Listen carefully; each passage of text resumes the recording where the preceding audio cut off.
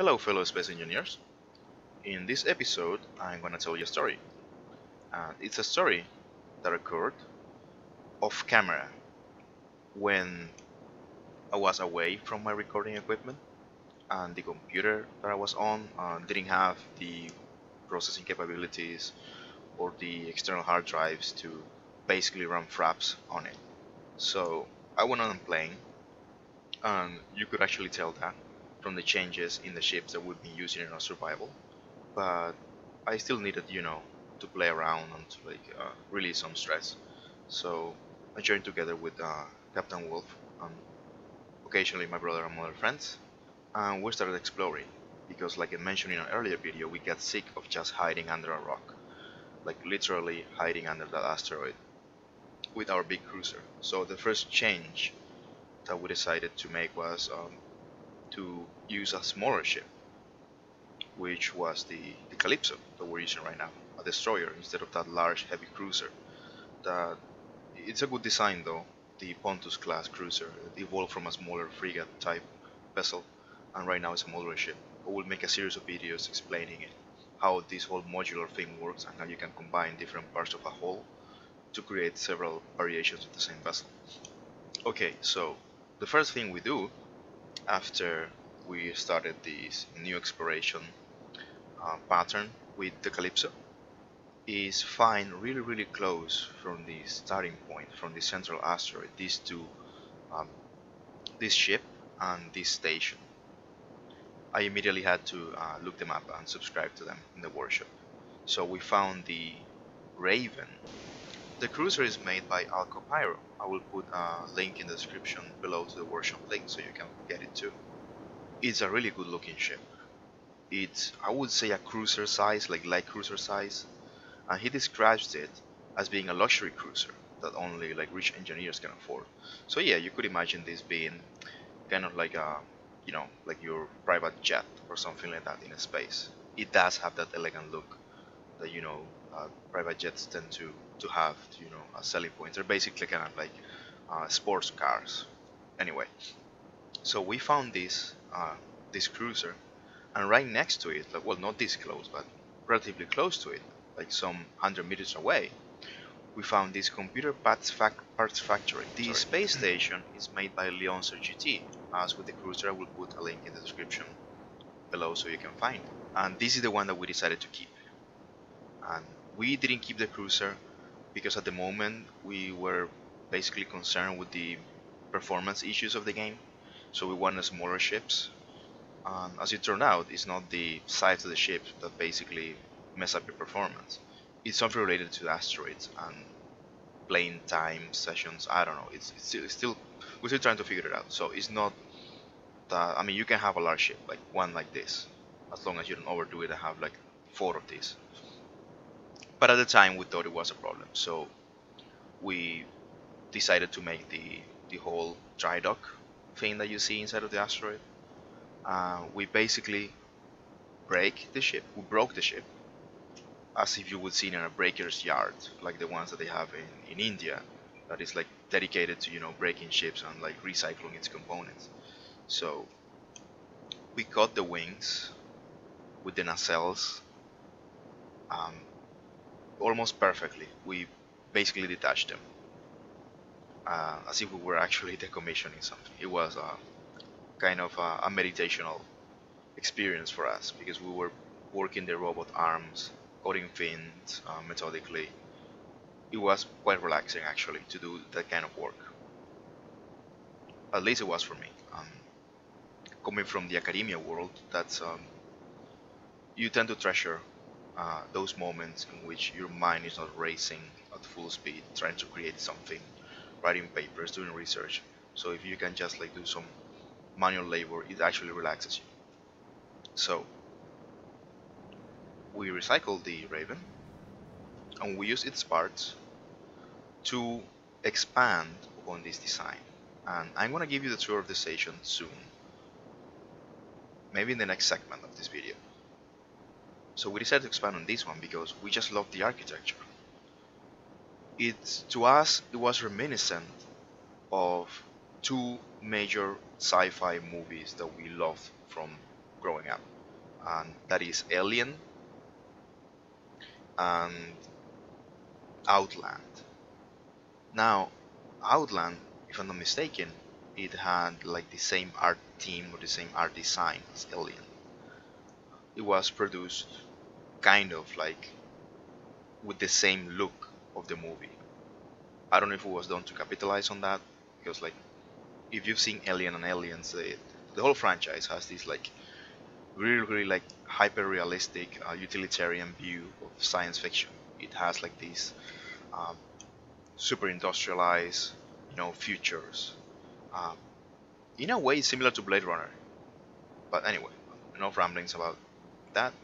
And that's what we liked about this. It has that like 80s sci-fi look without being too much, because nowadays people are doing like 80s throwback things, and basically what they do is just like put a lot of neon lights on top of something and give it lasers. That's not it. This is more of like an art style in the way that is elongated. It has protrusions both top and bottom. Has that grayish metallic look of like a factory or a refinery. It does look like some sort of oil refinery, with all those, all the piping and the rigging. So it had the look. It captured our imagination right away. And that being said, this station has, let's say, like a heavy aesthetic value to it. And the aesthetic value of this design, I would say, is actually higher than the functional one when you analyze it. For example, the usage of half-built blocks, it works great for aesthetics, but since we're playing in a survival mode, in a survival, um, playthrough, we could do without the unfinished pieces, and we could actually have them do something.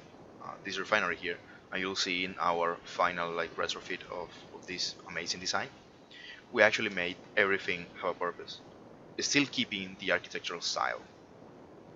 It's kind of like in the veins of my own professional background of architectural restoration and history. So you try to be uh, respectful of the source material of the piece of the heritage building in that case. So we basically follow those directives while reworking this great design. So we made refineries functional.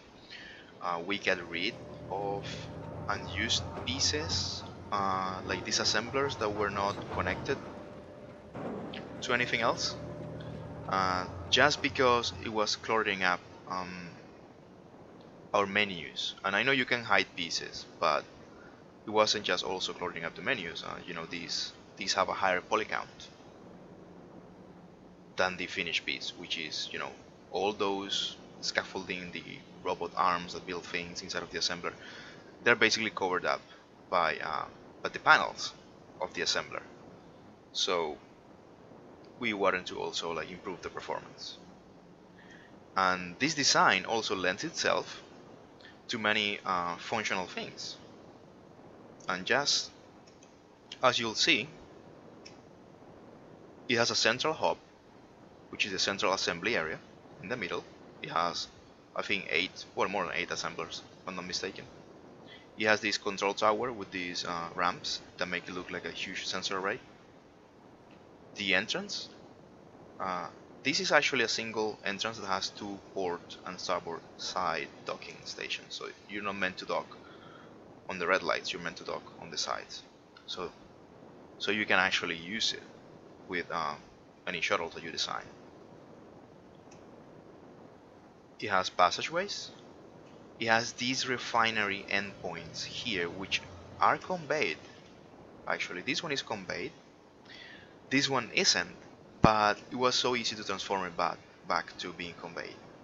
So those 2 refinery endpoints became the docking stations for the mining vessels. And this thing right here became a solar panel. And we had observation posts for each of the refinery docking stations.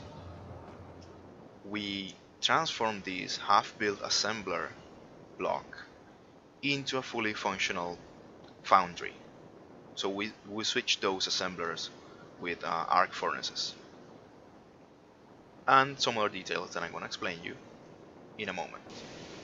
Okay, here we are back in our survival world, and I'm going to show you the changes that we did to the first thing you notice is that we added a large module here. Fortunately, the station lent itself to do it, the computer parts factory, basically because it has this like passageway design. So what we did was change the whole unfinished assembler block that it had and turn it into this massive foundry. It's just a lot of arc furnaces. We removed the diagonal boom that it had, and we added this star-shaped connector passageway that links it to the main manufacturing portion, to the central hub of the station, to the habitational module that we designed. It has everything that the workers need to just live. And then we make this turn, this kind of like 90-degree angle elevator slash passageway downwards into the medical module. And we did that because we don't want to interrupt this area here, the docking, the side docking for the shuttles that are going to bring people in. Remember that we are keeping the original design as intact as possible, so that's why we decided to leave this space empty. We may even have to move one block inwards, but that's, well, I think it's fine as it is. That depends on the size of the shuttle. Okay, so, but the very first thing that we did when we found this derelict or NPC ship, we added thrusters. We just added one on each direction. Like I said before, we basically use the same architectural style. So we use the graded blocks there, the so-called window blocks, top, bottom, and left and right on this side, and also I think forwards and backwards are on this other side. Yeah, exactly, left, right, front, forwards and backwards, and then the top and bottom. We added two large containers. It only had two, so it now has four. It's still not enough. We're still trying to figure out where to put them.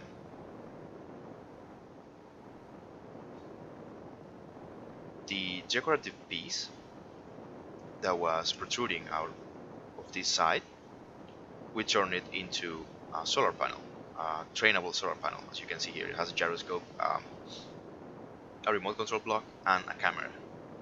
So basically you can just look directly at the sun. Not that it's advisable that you do it in real life, but well, you get the idea. This refinery block, these two refineries, they were unlinked with conveyors, so we linked them with the conveyors. And the whole thing with this module, it worked quite well because this tiny module here, it has batteries on its side. So it made sense that the solar panel was protruding out of it. The refinery docking station that we changed the most was this one. If you remember from the clip I just showed, these ramps here, I think they were in a different position, and we just like extruded this entire area here.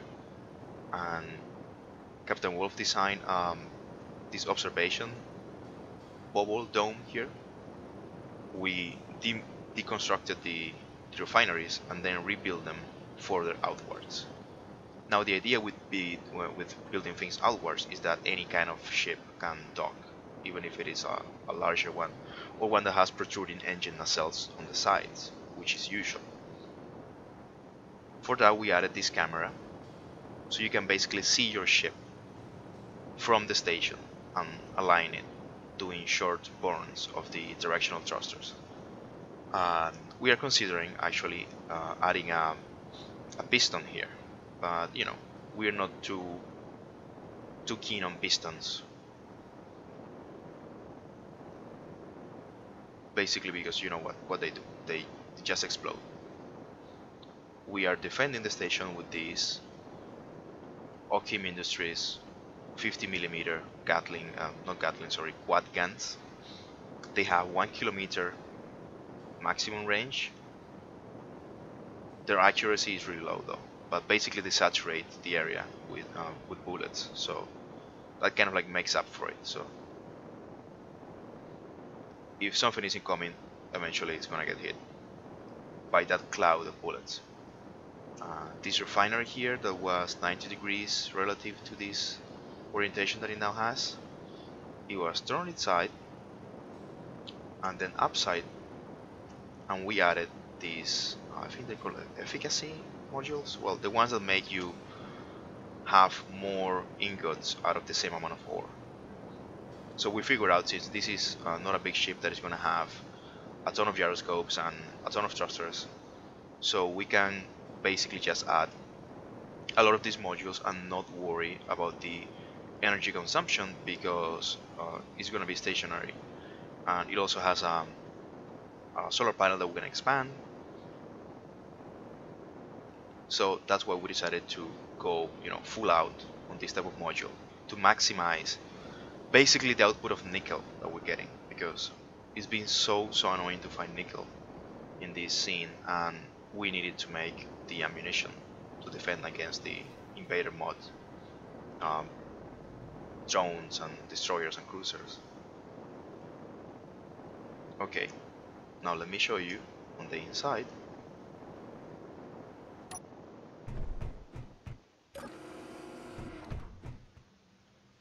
So the second task was fully conveying these passageways. This is a pre-oxygen update station, so as you can see, this one here is being depressurized, because this is kind of like the airlock you access through, so it opens out to outer space. And then when you enter, this is the main manufacturer, and we can take the helmet off here. I added that projector here provisionally, so we can project the station and repair it, you know, project it on top of it, because at this point, you know, the drones, the enemy drones, are like being annoying. We are in the process of building the whole like command center here with a timer block and a programmable block, because we want to run the script that basically tells you the power output, power input, and how basically your stores are going, like how much inventory space do you have, how many pieces are you manufacturing. Okay, so then we proceeded to modify a little bit the tower. Basically the author had this passageway here built, and there was nothing out here. These two protruding, you know, viewing stations or control stations were not present. There was just the regular catwalk plank on the sides. So it kind of felt like the author was trying to do something here, but then like eventually drop it. Well, I don't know. There's no way to know unless we ask him. So since this is a communication tower and looks like a big sensor array, we basically turn it into the control tower of the station. And as you can see, this station looks up to that side, so you can basically see how the ship is docking on that refinery docking point. And the same goes for this side. This one overlooks the living modules and the Foundry drop-off point for the raw ores into the arc furnaces. This one here, basically, if you're in the station, let me do that, but I have to put my helmet on because, as you will see, something weird happens.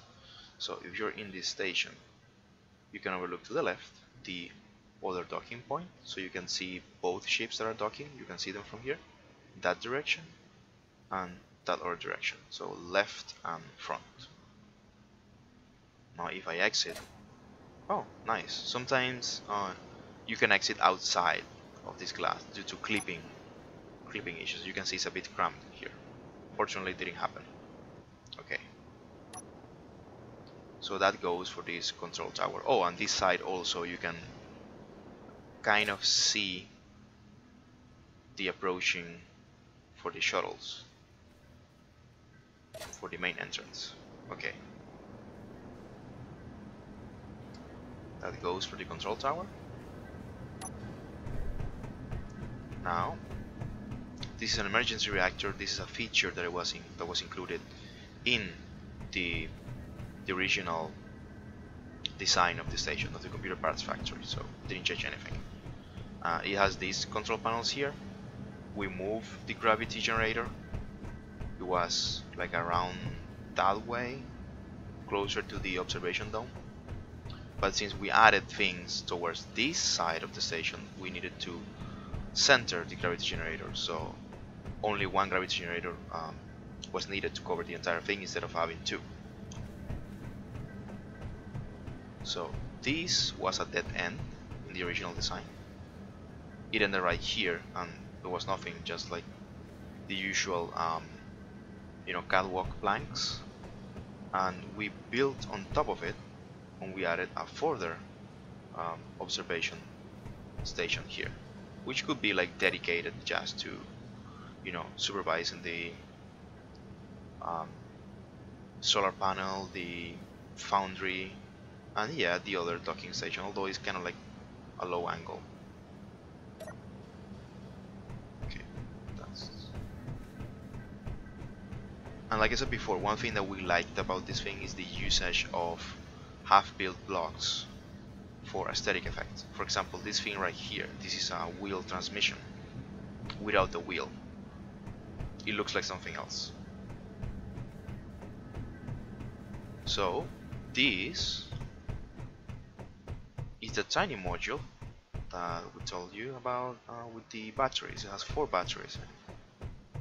And sadly we're using DirectX 11, so you cannot appreciate the detail in dead text furniture mode.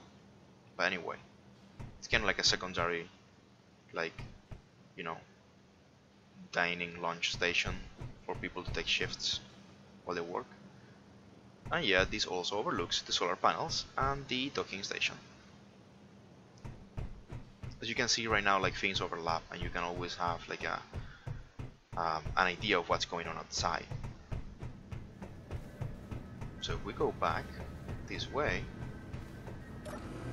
we're gonna show you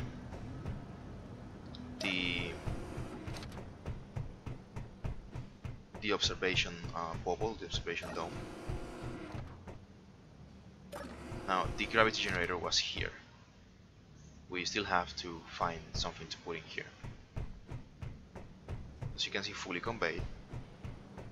A nice couch there, so you can see what's going on.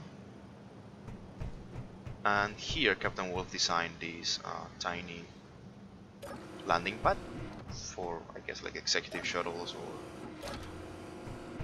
also doubles as a resource drop-off point. And here is his Wolfkopf fighter pod. It's missing a landing gear though, battle damage.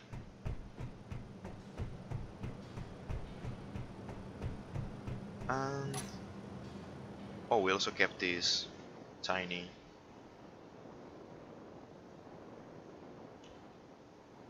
interior turret. It's kind of like anti-personnel. Just a nice detail. Now let me show you what's going on here. This is depressurized. It's just like, for observation stuff.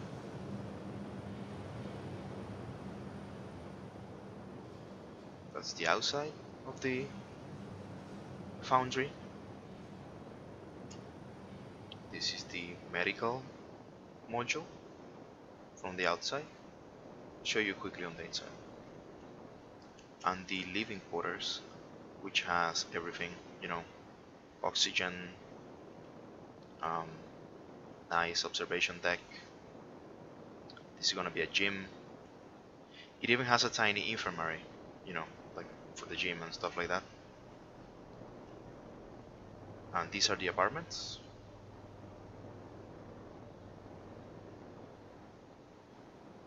We had like long discussions about like what the apartment should look like until we finally reached a compromise. And basically my idea was that they had to look like those, you know, like Japanese container houses, like to give that feel of like a highly industrialized society in which like everything is crammed in, like every ounce, or not ounce, sorry, every millimeter of space have to be used.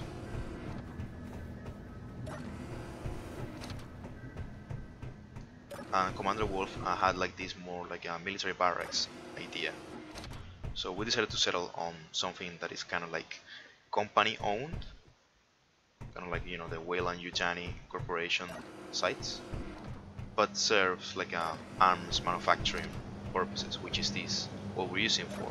I mean, what we're using this station for. Oh, sorry, pull out the airlock. Okay. As I said, you know, maybe we need to pressurize this thing just to make it easier to repair. This is the Foundry. This just gives you access to, you know, repair the arc furnaces without having to do an EVA. So, well, as I was saying, oh, unfinished part. Okay. We basically decided to reach that compromise. It's a weapons manufacturing facility that is owned by a private corporation. Anyway, that's kind of like the background story for this design that we're adding on to, because like I said before, it's not our original design, only the added modules. So this is the main hub of the habitational module, and you know, it has the vents covered up by more vents. This is the access to the top side, which is where the apartments are.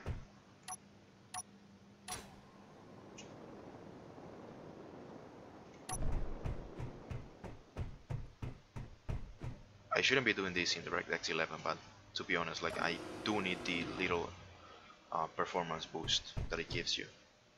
So as you can see, it's as Spartan as it's gonna get. Vents, bunk beds, a TV, and a bathroom. Whoa! What is this? Oh, I see. Yeah. So here's the thing, like you can see through here, but apparently this block, the shower, is airtight. So it's kind of like preventing the air from flowing through here. That's something to take into consideration. Okay. And that one is lacking a toilet. What? Why is there no oxygen here? Oh, I get it. I get it. It's an issue with the door blocks. Okay, never mind. Let's continue the tour. So basically, each apartment is the same. Exactly the same.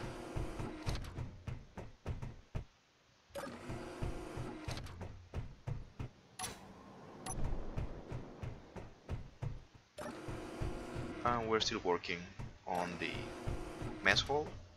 We need to add more things.